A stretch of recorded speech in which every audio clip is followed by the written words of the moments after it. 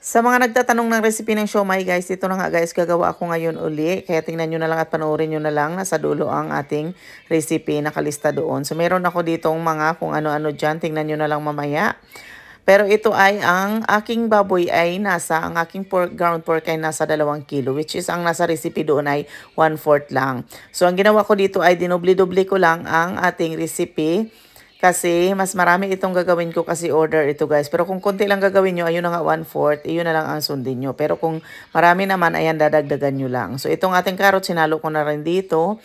At isusunod natin ang ating spring onion at saka ang ating oyster sauce at ang ating sesame oil na pinaghalo ko na. Ito naman magic sarap asin, cornstarch at ang ating paminta ang nilagay ko dyan. At itong ating itlog, ginalo ko na lang din para mas madali na siyang halukayin guys. So meron akong hipon dyan pero mamaya ko yan ihahalo. Kukuha ako dito ng half kasi ang order ni Day Grace ay walang hipon. So ito na nga, halu-haluin lang natin. Kailang naman ako bumili ng gloves sa paghalo-halo ng mga ganito kasi mas maganda talaga kasi na nahahalo mo siya ng maigi kagaya nito. So ito na nga na parang feeling ko ay kulang pa ng harina, cornstarch pala guys, kaya dinagdagan ko siya ng cornstarch. Pero actually, nung nagdagdag ako ng cornstarch, parang feeling ko nagdry naman, nagdagdag naman akong itlog isa.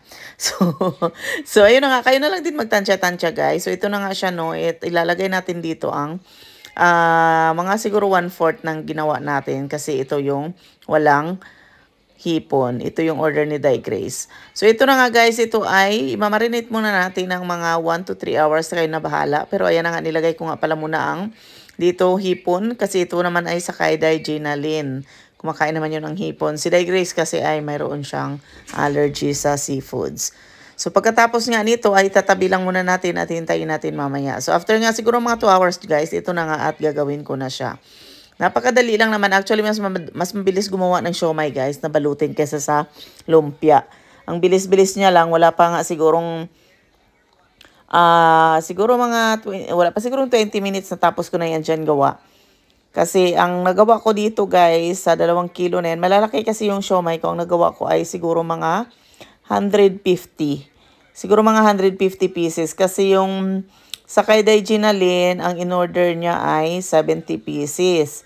Ang sa kay Day Grace naman, ang in-order niya ay 3 dosena. So, 3 dozen. So, nandito, marami-rami din talaga ako nagawa. Kaya lang yun nga, malalaki naman. So, nakakaya naman kasi pagka gagawa tayo ng siomai, no? Tapos, wrapper lang yung nandiyan. Parang Pinas. Parang Pinas lang. So, kaya ayan. Pero dito nga pala guys, hindi na ako gumamit ng gloves kasi nahihirapan ako pagbalot. Kaya kinamay ko na lang. Naghugas naman ko kamay. So, ayan na nga guys. So, ililipat ko na yan dito kasi dadaanan na ni Madam Gina Lynn ang order niya. Sila na lang daw ang mag-steam. Pero mamaya si Day Grace, sabi niya, mag-steam na daw ako ng isang dosena. Tapos yung 2 dosena frozen na lang daw niya. Para kapag gusto nila, may kakainin sila. Si Day Gina Lynn matakaw din yata dito sa siomai guys. Kaya ayan oh. Ang dami niyang in-order, 70. Kasi sabi ko sa kanya, ilang dosena ba orderin mo? Sabi ko, 2, 1, ganyan. Sabi niya, lahat daw.